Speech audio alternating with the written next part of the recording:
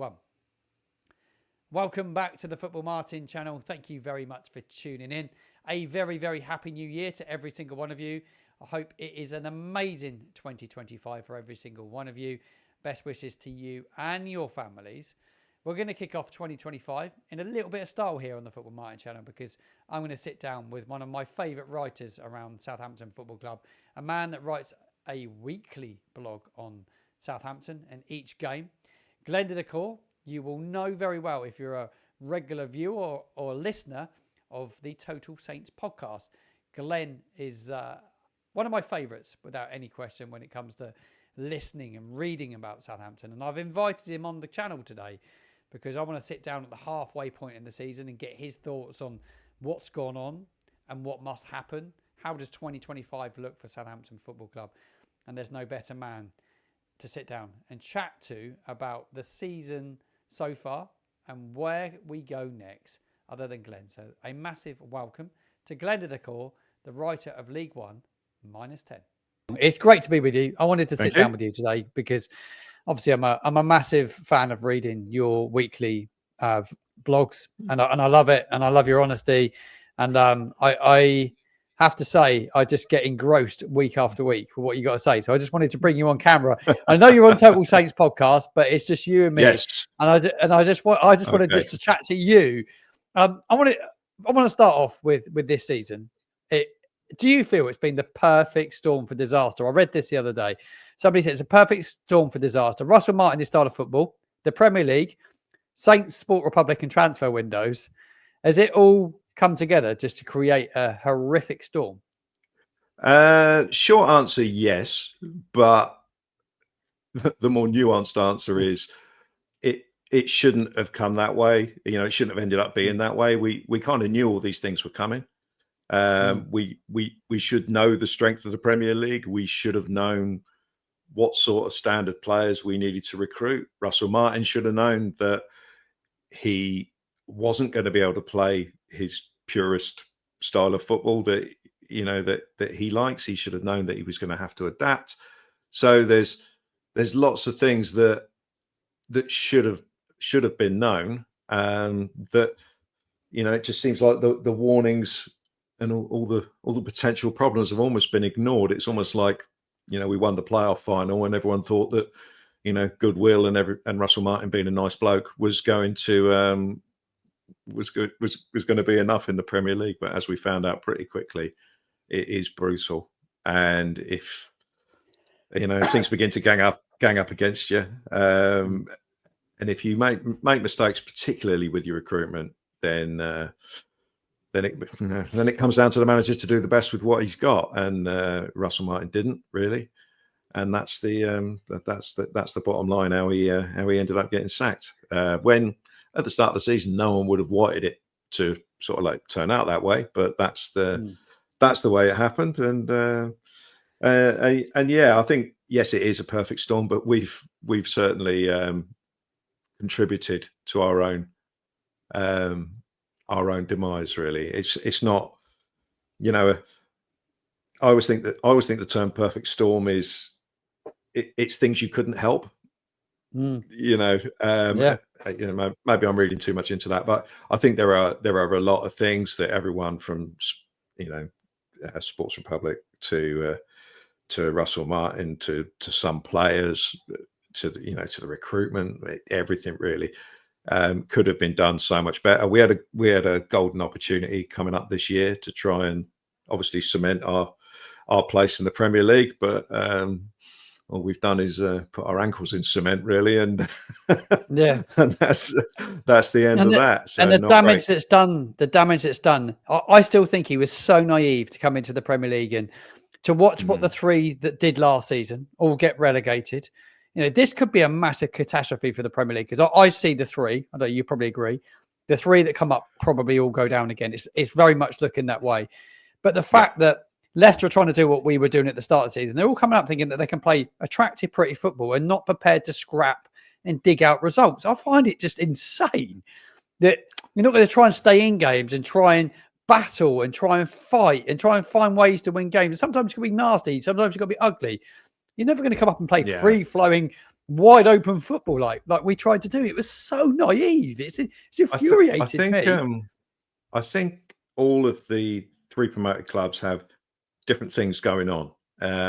Leicester, there's a sense of entitlement there, which comes from winning trophies in recent times. So their club didn't like the fact that, I mean, Steve Cooper actually had them out. I think they were about 16th when they sacked him. And it wasn't great football, but they were getting results. They've brought in a bit of a Hollywood appointment in Van Nistelrooy, who's obviously going to be more focused on the attacking side of things.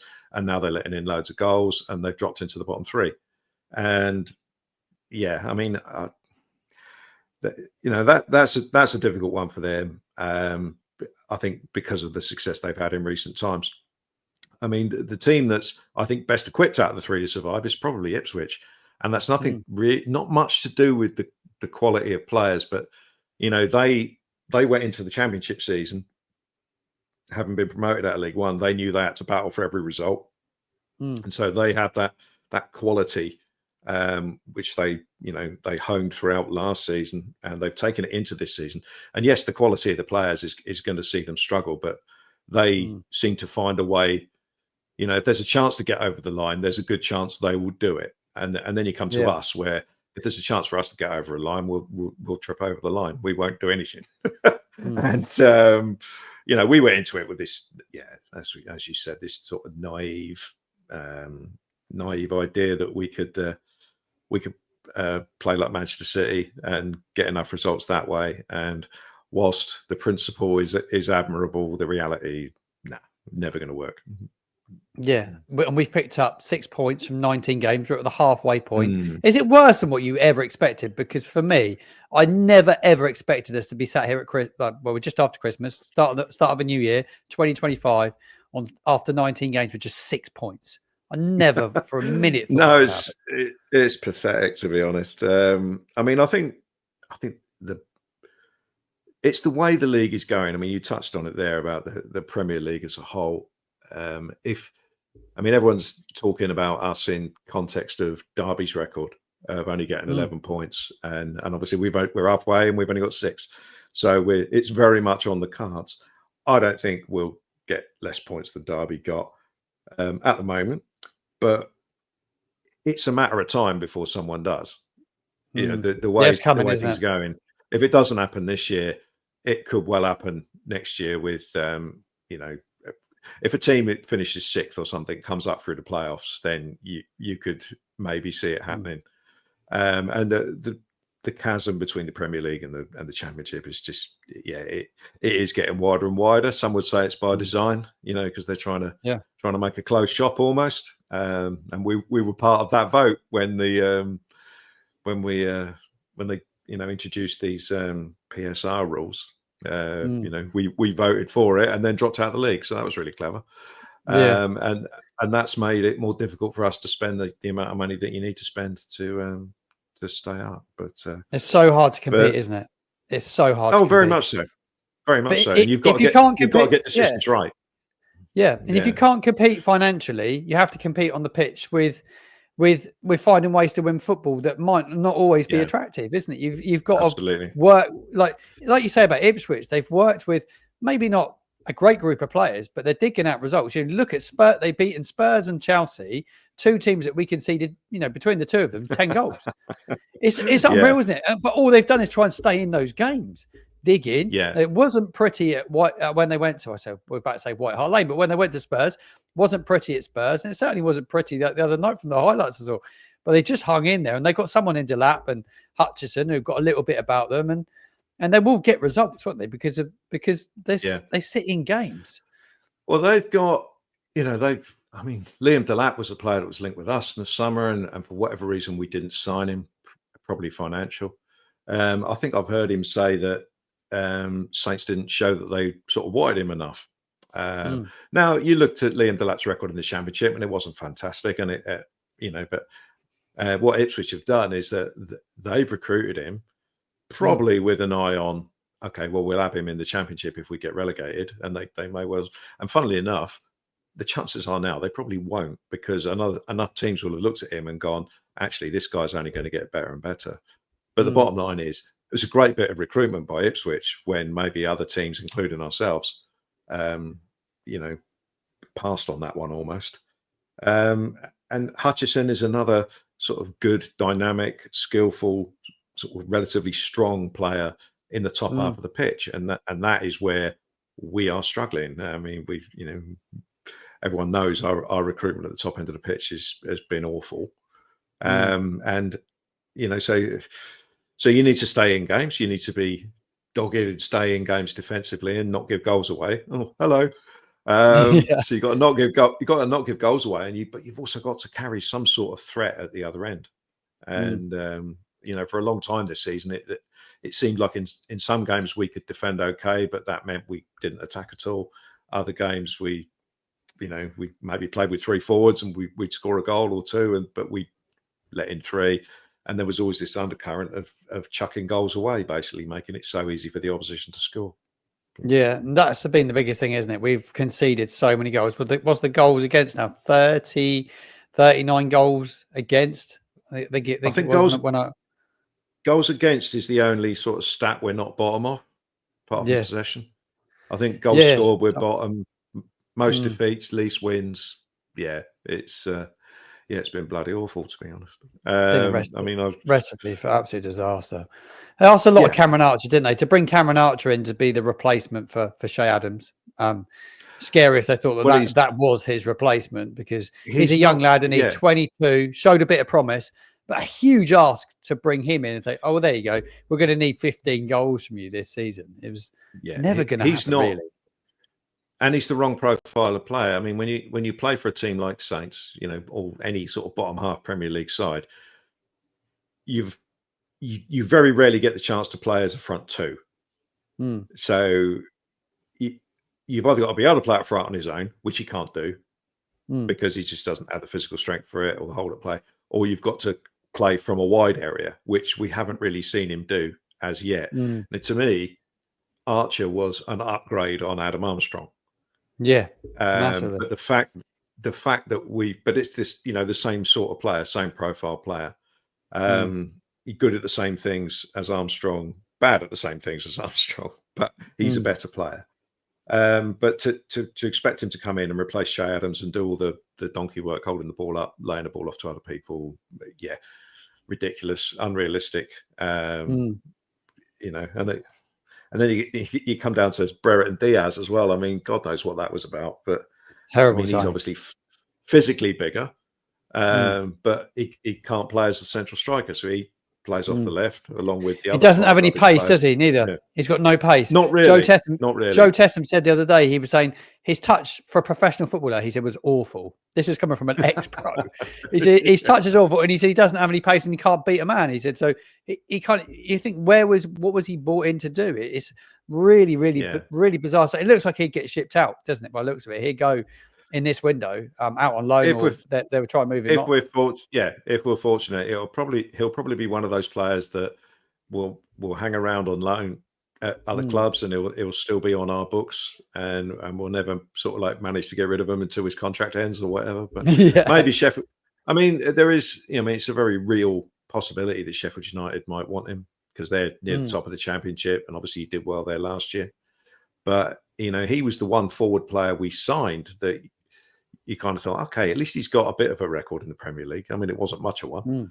It was only over 6 months, but he had a bit of a record. But my word, there's just not a player in there, as Joe Tessam rightly said. There just doesn't look to be a player in there. And the fact he can't make the bench anymore, doesn't make the bench in a team that is bottom of the league with 6 points. That kind of tells you everything you need to know, really. Yeah, it is a real worry. Like we're obviously in January. The window's just opened today. There's got to be some serious movement with players going out the door, because the squad's bloated, isn't it? He's going to have to move some on before he can bring some in. Do you see that being a lot out the door? Not as many as I'd like to be out the door. It's very difficult to get rid of people. I mean, personally, how long have you got? I mean, you just look at the players who aren't really contributing anything whatsoever. You already mentioned Brereton and Diaz. Cornet needs to go back to West Ham. That seems like it'll probably happen. I mean, who else have you got? We signed Charlie Taylor to be the first choice left back this season, and he can't get in the. So at the moment we're playing Kyle Walker-Peters at left back, and he's probably behind Ryan Manning in the queue. So he was a signing that just hasn't worked for whatever reason. So yeah, I mean, get these players out to make room in the squad, but then you have to replace them with, players who are prepared to come in knowing full well they're likely to be in the Championship next year, and they need to be good enough to make a difference this year. So it's a tough ask for the recruitment team, whoever that may be. I mean, we've got Darren Mowbray as head of recruitment. I don't know how much sort of power he's got. We're led to believe that it was him and Russell Martin that led the recruitment in the summer, and that hasn't worked out. He doesn't actually sit on the board. There's no Jason Wilcox, director of football figure anymore, which was the last time I had any confidence in in the football direction of the club. That's completely separate to the building a pub in the ground and all that sort of stuff. The football based decisions. I had a bit of confidence when Jason Wilcox was there, but there seems to be a void at the moment, and how the recruitment is going to go, bearing in mind how difficult it's going to be, with the fact that we are where we are in the league, is going to be an interesting one to keep an eye on. But basically, they do need to appoint another director of football, even if they think they don't. Yeah, because there's a lot of talk that Mark Bitcon took that role. Whether he did or not, they never really announced it, did they? Did they ever come out and say, well, he was going to be director of football? He was just led to believe that he was promoted with him. But he's a rugby man, isn't he? Yes, he came from a rugby background, but he's been involved in professional sport before, but it's more from a performance, fitness, psychology point of view, which is a completely different thing to Jason Wilcox, who obviously was a professional footballer, played for England, and had been involved in, lots of on-field stuff with Manchester City's youth teams before he joined us, and subsequently went on to Manchester United, where he's got a similar role to what he had with us. So, yeah, it does worry me a bit about the lack of the lack of football background within it's a big worry. The top echelons of the board. I mean, if you look at the club website, has it has the, what do they call it, the leadership board, which is Dragan Solak, Rasmus Ankersen, Henrik Kraft, people like that. And then below that, you've got the executive board. And it's not until you get to the executive board that you find the first person with a football background, and that's Marianne Spacey-Kale, who has nothing to do with the men's side. So, and the head of recruitment, I think his title is Darren Mowbray. He's not on either of those boards. So I'm beginning to wonder how much power he actually has. So, yeah. I mean, I may be over egging this, and there's something about this I don't understand. But a new director of football would give us some sort of confidence that there's someone there who knows what they're doing. But at the moment, I'm not expecting great things from the transfer window. Put it that way. Yeah, because like the transfer window we just gone through, the summer one, it was a massive one. You get promoted. It's probably the biggest transfer window we'd had in recent times, because of the disastrous ones that they'd had in prior years. To go into it without a director of football, I find it insane. And like you say, January is now it's a big time for the club, because they're going to have to move on some players. There's no doubt about it, and they're going to have to try and bring some players in, because we've changed the manager. We've got a new manager now. We haven't spoken about it yet, but Ivan Urik's come in. What were your initial thoughts on him? We've seen a couple of games with him as manager now. Obviously, his second proper game at Palace at the weekend, after a really promising start against West Ham, a poor West Ham side. We have to be honest, because they weren't great, West Ham. There was ever a game to win. That was a game to win, because I thought they were shocking, really. What were your thoughts on the two that you've seen?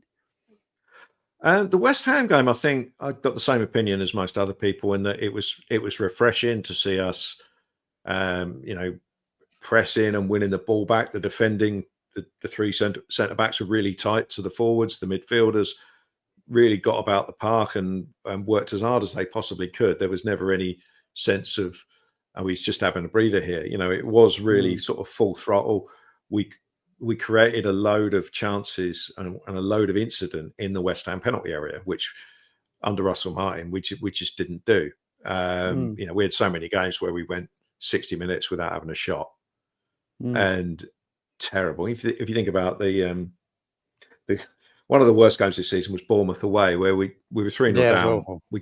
We got a goal back just after half time, and then for the next 40 minutes, every other team in the country would have been thinking, get another one, and these will wobble. You know, put them under pressure, and you're back in this at 3-2. But what we did was pass the ball around nicely for 40 minutes and didn't have another shot, and that's what drove me nuts about the lack of intensity to go and score a goal. So that West Ham game, even though we didn't score, you know, for reasons we all know, with a big tall Paul missed a few headers. Fernandes missed a couple of headers. There was at least a sort of chink of light. You could see a way forward, but the Palace game I found was a bit of a kick in the nuts, really, because Jurek then came. He tried to play the same way, but without Flynn Downs and Leslie Ugochukwu, which meant he was trying to play a pressing game from midfield and a high intensity game in midfield with Joe Aribo, who, with all due respect, that's not him. It's not athletic, is he? No, and Matías Fernandes, who's more of an attacker. So, I just hope that, you know, I don't want to be too down on Jurek based on that one game, but we've gone from Russell Martin, who only had one way of playing, and wasn't prepared to adapt significantly. I don't want Jurek to be the same, where he tries to play exactly the same way, regardless of which players he's got on the pitch, because apart from Downs and Ugochukwu, if you're talking about the centre midfield, they're the only two players we've got in the squad who can do that. So you can't put Adam Lallana and Will Smallbone in there, for example, and expect that to happen. And you know, the Premier League seems to be. I mean, I know we're not talking about Man United, but you look at the new guy at Man United, and he seems to be wanting to do the same sort of thing. He wants to play his system with players that just aren't suitable to do it, and then you wonder why the results all go south. But yeah, there you go. So hopefully, even Jurek is just sort of working out what players can do what. Sussing out what players can do what and who can do what. And yeah, he would have learned it quite a lot. I would have thought of the Palace game. I was there. I thought he learned a lot from it, really. Aribo in this system. Yeah, the Aribo in that system, I just don't see where he fits. I don't. He will need a couple of midfielders, won't he? We said off camera before we come on. Yeah. He will need a couple of midfielders without any doubt. There's loads of talk, Glenn, at the moment about a man that we both like. You've spoken highly about him last season, Shay Charles. He's out on loan at Sheffield Wednesday. He's having a really, really good season. Russell Martin never trusted him last season when he should have done. He's a great young player. Would you bring him back now? And would he want to come back into this mess? Well, I mean, Shay Charles, I think it was exactly the right decision to send him out on loan. In the same way, it was the right decision to send Sam Edozie out on loan. But if you're not going to recruit well enough to you know, to get in better players than the ones you've loaned out, then you've got a problem. Because out of all the crap left wingers we've got, Sam Edozie is probably the best one, and would probably be more use than all the other five that we've got. I mean, Shay Charles, I think he'd want to stay out on loan, to be honest. Keep developing. I think if we had 10 more points and we were closer to the line, you know, I mean, I think Jurek needs 4 players. He needs 4 central midfielders for the squad if we're going to play the way it looks like he wants to play. Really, we've only got 2. Will Smallbone definitely. They're talking him going out on loan today. Somebody told me privately today they think he'd go out on loan, Smallbone. I would be surprised by that. Would you? No, not at all. So you could maybe get away with Joe Aribo could possibly play alongside a Flynn Downs or an Ugochukwu, but you definitely need at least one midfielder to come in January, be that Shay Charles or someone else. I mean, I see we've been linked with a guy who played in Italy who Jurek knows. I mean, but that could all be paper talk. Could be just complete rubbish. But yeah, I don't know. I think we certainly need to recruit another central midfielder. We got enough defenders. and it's going to be very, very difficult to recruit the guy who's going to score enough goals to I make read that today. competitive this year. I read today that they want to bring somebody in that's going to score goals. They want to find a goal scorer to give them a chance of potentially putting themselves back in it, which is hell of an ask. But the problem is, we talk about transfer windows, and we're always do our business so late. I was looking at previous January transfer windows. We've always done our business at the back end. Well, you think if we end up doing all our business at the back end of this transfer window, we could be dealing with a 15 to 20. We could be 15 to 20 points adrift by then. The way it's going, you think there's another 3 game weeks, isn't there? So, and doing stuff at the end of the transfer window, it saves a few quid, but it's this perception that you don't know what you're doing. It's this, if you want a player, go out and get them. Don't be worried about paying their wages for an extra few weeks, because, like you say, another 3 or 4 games have gone by whilst you're messing around, and obviously you've got settling in time as well for a player, especially if they come in from abroad.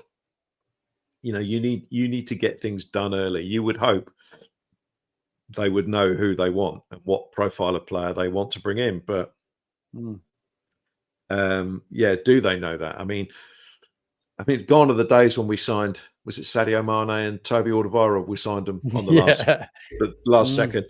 That doesn't happen now. Now we sign Maxwell Cornet at the last minute.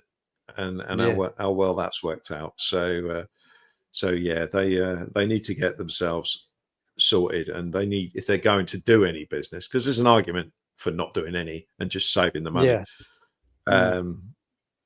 If they are going to do any business, they do need to do it sort of like pretty promptly, I think. Otherwise, like you say, the season is just going to be, we're going to be relegated by the end of February probably, which is just embarrassing. Ronnie Edwards has gone out on loan today, and he's gone to QPR, which makes sense. He needs to go. He needs to go and play in the Championship, doesn't he? It probably needs to be done at the start of the season, but at least he can go and play Championship football and hopefully be ready for us next season, because we will see movement, won't we?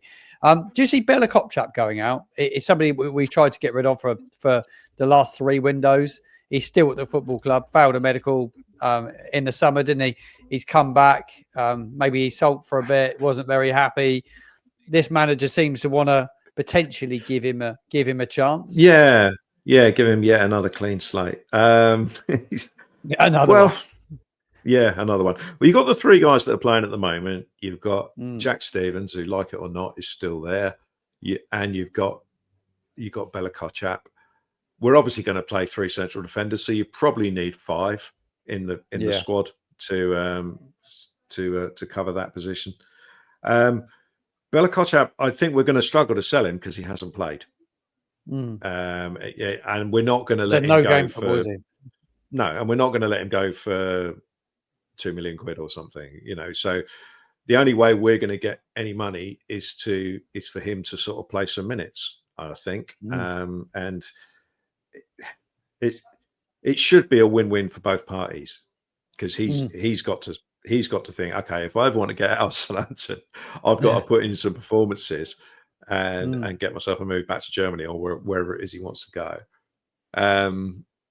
But I have a big problem with players who I feel have let the club down, sort of disrespected the club and the fans and the city and all that stuff. And he's definitely done that. Where when Bella Kopchap played, there were a couple of times where he went off injured. Well, I thought, he's not injured. He's just finding this a bit difficult. He wants to get off the pitch, game, Nottingham Forest at home. Yeah. Unbelievable. He was up against the big, not Chris Wood, the other lad. They've got Awonyi. He was up against him, and he was getting battered all over the park. And then he went down injured, and just think, really? And he was out for quite a long time with whatever injury it was, but it just didn't look like he wanted to be there. So, but whilst I might have a problem with him sort of coming back in from that point of view, from a Southampton FC point of view, he is a player on a lot of money, a player potentially worth quite a lot of money. He's a player that, rightly or wrongly, has still got a decent reputation abroad. So, I think it's inevitable that he will probably stay in January. But I guess if they got an offer around 10 million quid, I think they'd let him go. But I can't see that happening. So I think he'll be there, and I think he will probably play games between now and the end of the season, especially with the way that Jurek wants the centre halves basically push right up the backside of whatever Yeah. attacker. He wants him to be aggressive, doesn't he? Yeah, he wants them to be aggressive, and so there's going to be a lot of bookings and suspensions flying around. I think Bednarek's pretty close to a suspension, and you can tell by the way Nathan Wood's been playing, he's not going to be far behind either. Yeah, he'd be pretty close. He'd be pretty close. Yeah. There's no. I think he's done all right actually. I wasn't sure on him against Chelsea. I thought he was quite safe, but actually he's grown into it. Obviously, it's a big step up for him. He's playing Premier League football. He's done okay, hasn't he? Yeah, and I think the instruction to be aggressive suits him, because in the sort of pre-season games, I thought he was a bit tentative. Didn't think much of him. It was like he thought he was Virgil van Dijk, but without the physicality. He didn't, and then he played. He got called into the team in the Premier League, and he's been pretty solid. Not brilliant, but if he was brilliant, he wouldn't play for us, would he? And I think he's been okay. I mean, he got called in because Stevens got suspended, obviously, again. So, and he's done okay, and for me, he's certainly moved ahead of Jack Stevens in the pecking order. Yeah. So Jack Stevens won't be the captain going forward, will he? Okay. For you? Do you think he'd keep the captaincy? Not for me. No. Yes. No. Yeah. It has to be moved on, doesn't it? It would have been interesting to see what Russell Martin did with that. If he hadn't have been sacked, because to me, a strong manager would have said, "Sorry, you've missed 9 games out of the first 20. And both for particularly boneheaded red cards. Yeah, really dumb. Really you dumb. You can't be the captain anymore. But who do you give it to? I mean, Jan Bednarek is the man at the moment, and he at least deserves to be in the team every week. I know not everyone would agree with that, but he does. I agree. To be in. Yeah, he deserves to be in the team, whether we play 4 at the back or 5. So. Yeah, and Bednarek's got the experience from internationals, and he played for a long time in England now, and he's fully rehabilitated from his little disrespect when he went out on loan to Aston Villa. So he's totally reborn. He's reborn him. He's sort of like totally. He turned over a total fresh leaf. Really, he's sort of like. Yeah, it's a different bloke to the one that we probably saw many years ago. And I think giving him the armband actually the last couple of weeks he's really stepped up with it. His performance, he's really led. I always think he's a bit of a sulky bugger at times, maybe a bit of a moody git. And when I've seen him around the fans, he's not really a sort of person that's going to interact. But on the pitch, he really has got a good voice on him, isn't he? He seems to lead by example. I always thought there was a soft centre to him. When it really became difficult or physical, then he struggled. But one thing I did take from that Palace game is that he was up against Mateta, who is a handful. I mean, he is a handful. He's built like a middleweight boxer, isn't he? And he's quick as well. So he's a tough package to deal with. And Bednarek was he won some duels, he lost some duels, but at least he competed for everything.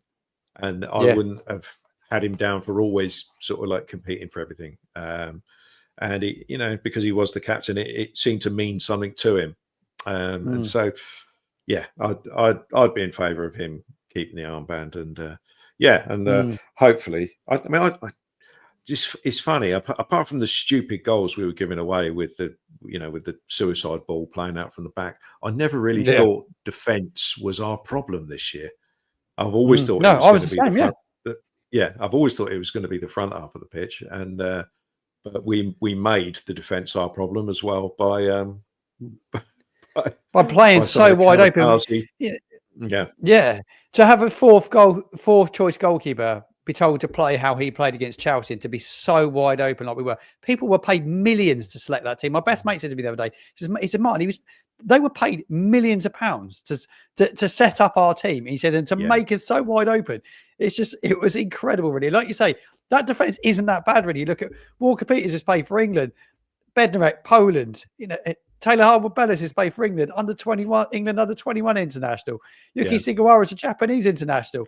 It was not a terrible defence, not really. And an England goalkeeper played at one of the best sides in the Premier League in recent years. It should have done so much better. It should have been so much better.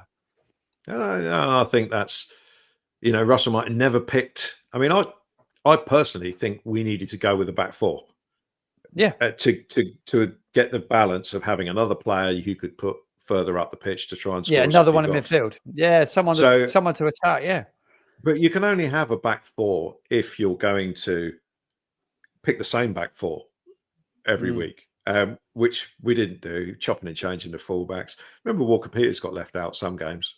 Yeah, unbelievable. That Obviously, was. Sugawara's not really suited to a flat back four, but Charlie Taylor was brought in to play in the flat back four. He'd never played. It's just been a shambles, and yeah, and your point about Joe Lumley is a massive one. He's a fourth choice goalkeeper. He's League One standard, so you can't expect him to be, tapping the ball around, trying to play into midfield in his penalty area against players who are all, players who end up at clubs like Chelsea are obviously very good players, and they grow up with pressing triggers and how to, so they're probably world class at that sort of thing. And you got Joe, good old League One Joe. You just think, oh my God, what's happening here? And I think he did it. I think he passed to the opposition in every game that he played. He only played 3. Yeah, he did. I think he got away with it a couple of times up at Villa, and Brighton was the other one. I think he got away with it, but yeah, there you go. So potentially his only Premier League games ever. I expect there will probably be his only Premier League games ever. He'd never play in the Premier League again. You wouldn't think. Very unlikely. You'd be surprised, but we got a few like that. Yeah. We got a few like. I mean, joking aside, I know Look at Adam Armstrong. He's now had 2. He had 2 seasons in the Premier League where he didn't do anything. Yeah, was it 4 goals in those 2? Was it 4 in those 2? And he's got 2 this year. And he's got 2 this season. One of which was a rebound from his own crap penalty. So yeah. This is his last. I cannot see another team giving him another chance in the Premier League if he fails this season, which he's going to. Let's face it. Yeah. There's a few who haven't sort of grasped what it means to be a Premier League footballer, and I think sometimes it's attitude, and obviously sometimes it's just you're not good enough, and you're not good enough to play at this level, and that's all there is. This is a good question for you. Do you think he'll have the hunger? And this goes for the other players as well. I was talking about this with my dad earlier. Do you think he'll have the hunger to go back down again with us and try and do what he did last season, and to put the effort in that he did, to score the goals that he did? And a lot of those players were hungry to get back, and some of them were desperate for Premier League football. Do you think they still have it? It is a very good question. I hadn't really thought about that because I try not to think too much about next season. It is a good question. I mean, to be fair to him, when we went down last time, he came out straight away and said, I want to stay, and everyone at the time, because he'd been rubbish for 2 years, they just went, well, you would say that, wouldn't you? Because but to be fair to him, he stuck around, he scored a load of goals, and we went up, and he scored, the most important goal the club has scored since 1976, probably. And, like with Russell Martin, because of that last season and the playoff, everyone wanted him to do well this season, but you work out pretty soon that it's just not going to happen. But will he have the appetite to stay and play next season? Don't know. I mean, he's. I think a lot of it comes down to things outside of football as well, because he's obviously from up north originally. He's settled down here. He's got a young family, stuff like that. So he likes playing golf, doesn't he? Yeah. Will I get a better club than Southampton at this stage? Will I get if I get a contract? Will it be on more money? Will it be on less money? All these things come into it, but yeah, you just hope that if he is on the pitch next season, that he can reproduce what he did last season. But I think he'll be fine if we end up in the Championship. I think because of what he did last time, I don't think we'll move him on. And we should, if you want to look ahead, our forwards aren't good enough for the Premier League, but the likes of Cameron Archer, Adam Armstrong, they should be plenty good enough for the Championship. Yeah. What about Paul Onuachu? What do you see his future? Like we've tried to move him on for about four windows now. Well, every window since he signed, we've tried to set, and he's almost become They spoke about it on Solent a lot of the weekend. He's almost become like the first name on the team sheet since this new manager's come in. So yes, he they got has. a big decision to make with him. Well, I think he'll stay this season. From what we've seen so far, and obviously there hasn't been much time with, there hasn't been loads of training sessions for the new manager to get his ideas across. But the whole attacking output of the team is built around Paul Onuachu now. And that was one of the things that was poor in the Palace game when they took him off. There was nothing. Didn't seem to have any idea of how to sort of progress the ball up the pitch or create anything. Even though obviously he wasn't great, but you've got to have a plan B. And he's a weird player because Jurek had no plan of how to not have how to deal with it when he wasn't on the pitch. Russell Martin never seemed to have any idea of what to do when he was on the pitch. There was, that we never changed tactics to, get crosses in or anything like that under Russell Martin. So I think with, he will play. He will score at least one goal this season. I'm confident of that. Yeah, I hope he does. I think the fans will go wild when he does. I hope he does as well. And I hope it's at St Mary's. I hope it's at St Mary's when he scores because I think he's desperate for a goal. He's so hungry for it, and I think the fans appreciate what he's been through and maybe how the club have treated him because he hasn't been treated great, has he? Let's be honest. No, he hasn't. No. I just think that he would mean a lot to everybody involved. It would. We are going to use him. Let's be honest. He's not the best. He's not the best. I agree. He's not the best, but we've been so bad up front this season that we are now building our team, building our attacking output around a guy who has never scored for us, who we've tried to sell for the last 3 windows because we've made such a colossal bollocks of bringing in attacking players and developing a system. Now, I've said this plenty of times before. So we build in our attack at the moment on an academy lad who no one really expected to break into the team this season. So he's come from nowhere. There's no way anyone amongst the coaching, probably amongst the coaching staff or Sport Republic, were thinking we'll be able to rely on Tyler Diblin this year. No one was thinking that. He's just come through pre-season and he's played virtually every game. So you got him, and we're now picking Paul Onuachu, who we've been trying to sell for 4 windows, and every other 4 we got is crap. Yeah, and that's unbelievable, kind of where. Yeah, it is. It's shocking, really, when you break it down. And Paul's never scored a goal for us. I know. We're building our attack around him. But big question is, will he score in a Southampton shirt? I believe he will. I'm like you. I think he will. I think he will score. I think if he gets 1, he might go on and get a few more as well, potentially. Well, top scorer for the season is up for grabs, isn't it? Let's face it. We got 3 players on 2. So at the moment, I'd say Cameron Archer is probably still the favourite, even though he's not found his way into a team since the new manager came in. But yeah, it could well be that Tall Paul ends up as our top scorer this season with 3 or something like that. So that's kind of where we are. Who's the best team you've seen this year in the Premier League at St Mary's? We've seen some good teams, haven't we?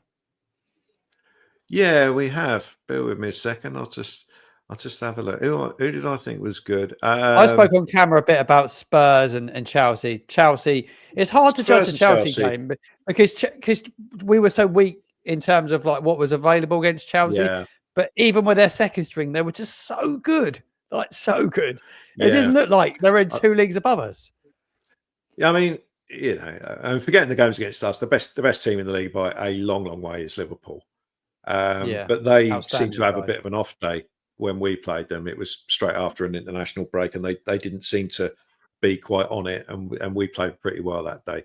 Whereas Spurs, who obviously destroyed us, we were beyond pathetic that day, and I think any team would have destroyed us. And Postecoglou is he's kind of he seems to get found out virtually every game, every time they play someone half decent. So I'm not sure you could say Spurs. I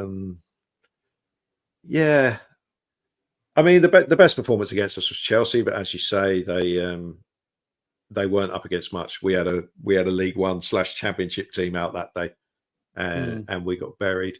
I mean, funnily enough, I thought Leicester had some really good attacking players, but especially when they brought Fatawu on, who destroyed us again. Destroyed us. But he's destroyed us. He's picked up a bad injury, so he's not going to play this season. So I thought, Leicester were okay. Even Manchester United looked okay against us early doors. But I mean, no one's really looked brilliant. So long answer to a short question. I'd say Chelsea with they look the best against us.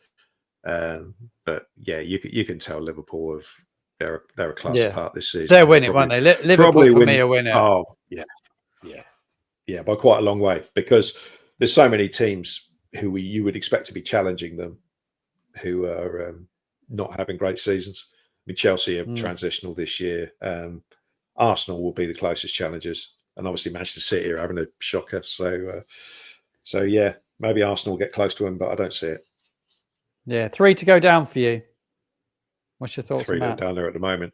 Yeah. I mean, it's going to, for the last few weeks, it's going to be 3 from 6. It's the 3 that are down there at the moment, the 3 promoted clubs, and then you've got Wolves, Crystal Palace, Everton as the next 3, who are, I mean, much though we'd all like Manchester United to fall into it, they're not going to. So, but if you look at those 3 teams, Crystal Palace, I know they scored 2 set pieces and one should have been disallowed, obviously. Crystal Palace looked miles better than us. Yeah, they did. And they look miles better than Leicester. So I'd say if anyone's going to escape, it'll be Ipswich. Yeah, they were saying that on Sky today. They thought if anyone was going to sneak out of it, it'd be between them and Wolves, they were saying. Yeah, but I mean, Wolves have changed their manager, which they obviously needed to do, and they've got the new manager bounce, which we don't ever get. And, which we haven't had. We never get new manager bounce. No, we did last time under Nathan Jones, didn't we? I think Wolves will stay up. So I'm afraid I can't see anyone other than the 3 promoted clubs going straight back down. You touched upon the decision for one of the goals against us at Palace. VAR. We've had some horrific decisions go against us this season. We have. It has been. Yeah. It's been hard to take at times. The 2 goals at Wolves away should have never been allowed ever. And again, there's another. To be fair, there was probably 2 fouls in the build up to that goal. The opening, their first goal. With VAR, you obviously get the offside decisions, which if it's was this player in front of that one, then they're accurate. I accept that, even if it's really, really tight. But I've had a quick count up as part of my research for Total Science podcast the other week after the Palace game. I make it that there have been 9 VAR decisions this season that have been involved us that have been in any way arbitrary. Could have been given either way. Yeah. Either team's going to think they're slightly hard done by. I reckon we're losing 8-1 at the moment. That's horrific. If I quickly run these off, so the one we got was they decided that Harwood Bellis wasn't the last man against Everton when he took out some guy on the right wing. I go, So we got away with that one. But the ones that I think we've got reason to moan about are Martinelli's goal for Arsenal when the guy was offside in the middle, especially in view of Armstrong being offside against Brighton. So you got Arsenal, you got two against Wolves, Manning's disallowed goal and their second goal being allowed. That was. You've got Brighton, Archer's goal being disallowed because Armstrong was apparently interfering with the keeper from 15 yards away. That was terrible, that decision. Forgot about that. It was awful, the one at Brighton. Yeah. Liverpool didn't get a penalty when Kelleher crashed into Armstrong after missing the ball. Leicester, where the guy hung on to Paul's shirt for 5 minutes and they decided that wasn't a penalty. The Palace one at the weekend where Mateta basically throws Ramsdale into the post and Chalabar's climbing all over Harwood Bellis. And then not that this one matters, but it was one of the goals against Chelsea where basically Nkunku kicked through the back of Ryan Manning and Palmer ran it into the net. Yeah. That's 9 decisions, and I think we've had 8 go against us. Yeah, so bad. So it's pretty grim. But we can't control those. We've got to control what we can control, and we've basically been our own worst enemy for for a lot of the season, and here we are, bottom of the league on 6 points. I mean, yeah, we might have got we probably would have got a few more points if some of those decisions had gone our way, but I'm pretty sure we'd still be bottom of the league, and we'd still be saying we've got next to zero chance of getting out of this, even if we had 10 or 11 points. So it's not been great. It's an uphill battle. Yeah, it hasn't been great. But I won't miss. I won't miss VAR. I won't miss VAR, will you? No, nor will I. Yeah, I won't miss it at all. I want to talk about your love for Saints, because it's never really been spoken about on video, I don't think, but I want to speak to you about it. Go back to the start. How did you fall in love with Southampton? When did your love for this club start? Okay, I was born I'm 56 years old. I was born in 1968. So I was born in Southampton. My dad's a Saints fan. My granddad was before him. So my dad took me to my first game in April 1976, which was at Fratton Park, believe it or not. Really? And wow. It was, yeah. So my first ever game of professional football was at Fratton Park. Saints won 1-0, and Mick Channon scored in the last minute. And not long after that, we won the FA Cup, obviously, a couple of months later. So that was, or 1 month later. So that was kind of, so I was 7 years old. And that's kind of, you win a trophy in your first sort of like 3 months of being a fan or whatever, and that's sort of support cemented for life, really. So that was kind of where it started. The second game I ever went to was the Charity Shield. Didn't go to the final. Dad couldn't get tickets for that, but I went to the Charity Shield and we lost to Liverpool. And it wasn't until my third game that I actually went to the Dell. That's where it started. And then it's an interesting thing that quite a few people know about this, but many don't, is that in 1977, my dad got a job in Portsmouth, and I actually grew up in Waterlooville, which is about 5 miles north of Portsmouth, really. So basically all my mates from that period of time, they're all Portsmouth fans. And I lived in Waterlooville for about 16 years. And so yeah, I have a strange relationship with the city of Portsmouth, and obviously the football club is something that I despise, like any other Saints fan. But I've got so many friends from down that neck of the woods that it's it's an interesting thing. But and I've lived in Southampton for the last sort of 34 years, so it's so yeah, but that's kind of the history. The Dow has a lot to answer for. I don't know about you, but the Dow for me, it made me fall in love with Southampton. Going to watch football there, the atmosphere, being so close to the pitch, and just everything it felt special about going to the Dow, and that's what really suckered me in, to be honest. Yeah, I mean, I think it was always going to happen, because I was, obviously born in the city, and my dad being a fan, and yeah, but there is. I'm sort of like very grateful, obviously, that he sort of like took me along to start with, and he still goes now. So he's 80 now. So we still. So it's a family thing. So my son goes, my daughter goes occasionally as well. So yeah, so it's in the family, it's in the blood, really. So yeah, there was never going to be a question of supporting anyone else, let alone that lot from down the road. But when I was a kid growing up, it was all about Liverpool. In the 80s, basically, it was all about Liverpool. They were the biggest club, so quite a few of the lads I went to school with ended up supporting Liverpool, and then they all drift back to their local clubs when they realise it's not cool to support a team that you have no real affinity to. Yeah. So, yeah. But yeah, it's a great club to support, isn't it? Yeah, it's a great. I know we've been through some real ups and downs, haven't we? Since I've never seen this, other than the playoff final, I've never really, the paint trophy, I guess, I've never really seen us win anything really. But I just love support. I love supporting Saints. I love supporting Saints. Your writing has led you to create your own blog that you do on a weekly basis. How did it come about? Were you already writing, or you just wanted to write about Southampton?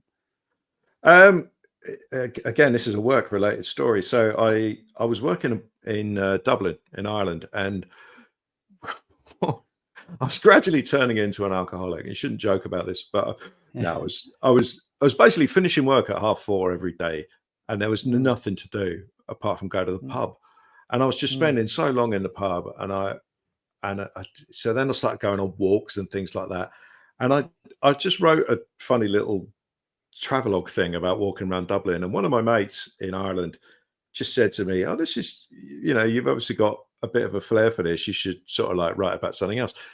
And as luck would have it, it was around the time of the Marcus Lieber takeover, literally right on top of that. So Saints had almost gone out of business. We'd had all the shambles with Rupert Lowe and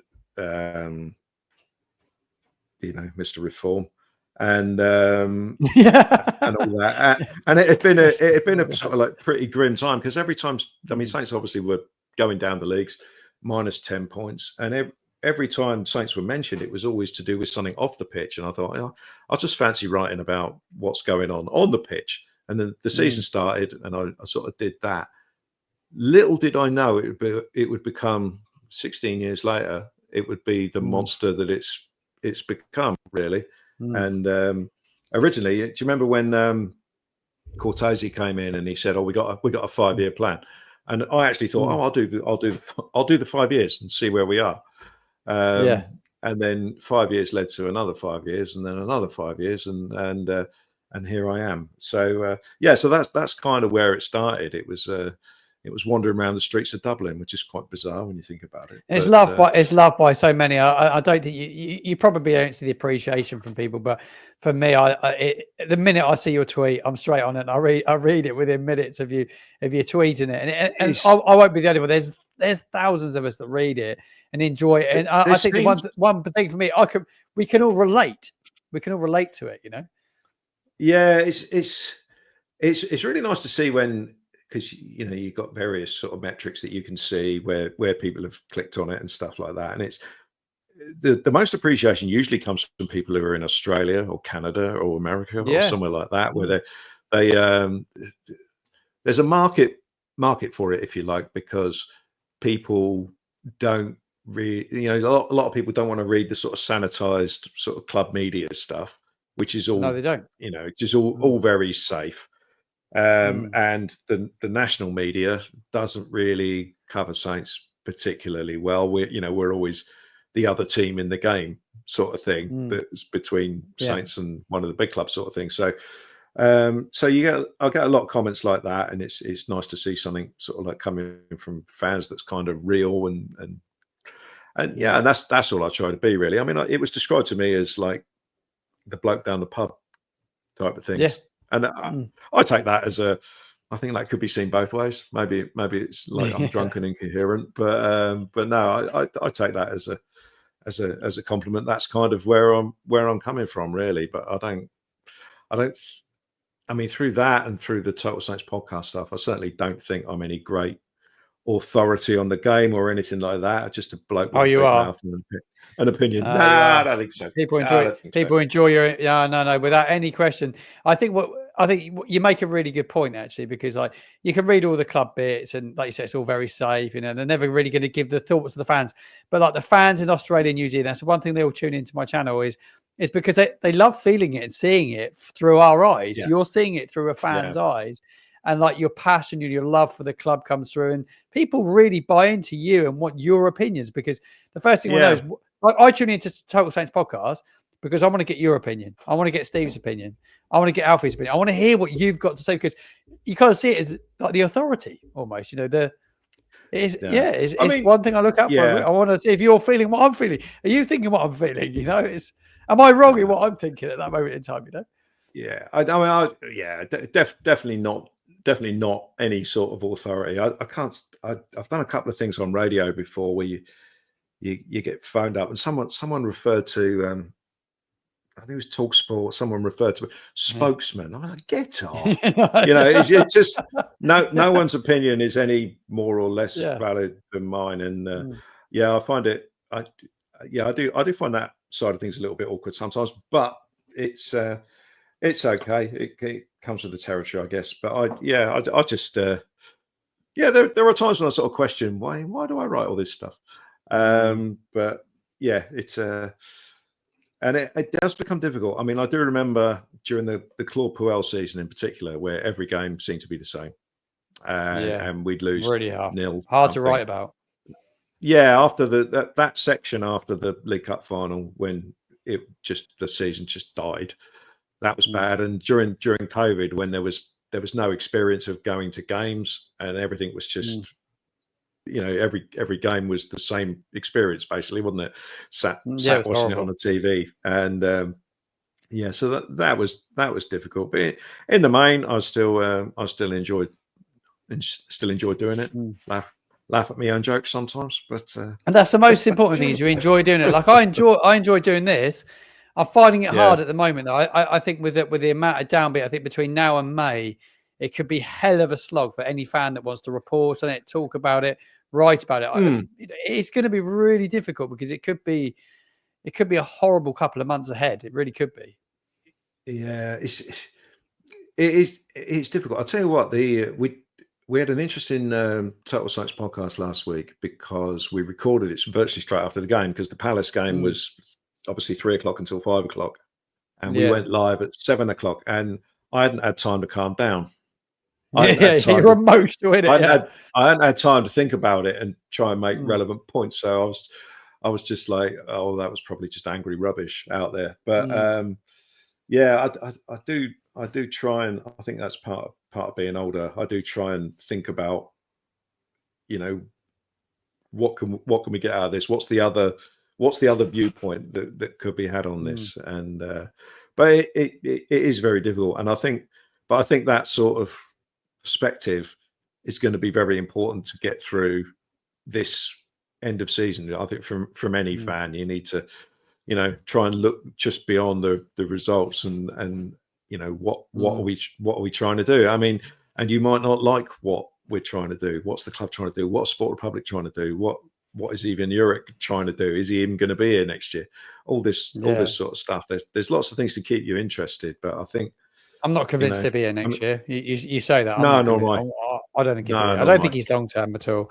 There 100% be a get out clause for both parties. After the mistakes they've made with managers, they will definitely have a get out clause. They must do. They'd be pretty naive not to have. Yeah, but I mean, 18 months is not really a long contract anyway. I mean, most managers, even if you give them a 4-year, you can give someone a 4-year contract. You can sack them after 8 months or whatever. Usually you're only paying for a year. You're not paying up the whole contract. You're paying for another year. That's why you see a lot of managers, when they get sacked, they just go on gardening leave basically and don't get another job straight away. Nathan Jones went almost exactly a calendar year after he left us before he took another job, and that's obviously because he wasn't going to get another job on that amount of money that he was earning for sitting there doing nothing. It's infuriating in a way, but just giving him an 18-month contract, I don't think, even if there's not an actual get out clause in the summer, I do think that it wouldn't stop them from from making a change if that's what they wanted to do. But again, come back to the the lack of the Jason Wilcox figure. Who's making that decision? Who's going to make that decision? And what sort of manager are we going for this time? And is it going to suit the players we've got, or are we going to have to change a load of players to try and fit in with a new, a new style of football? It's it's going to be a huge year this year for the football club, isn't it? 2025 will be massive for this club. Yeah,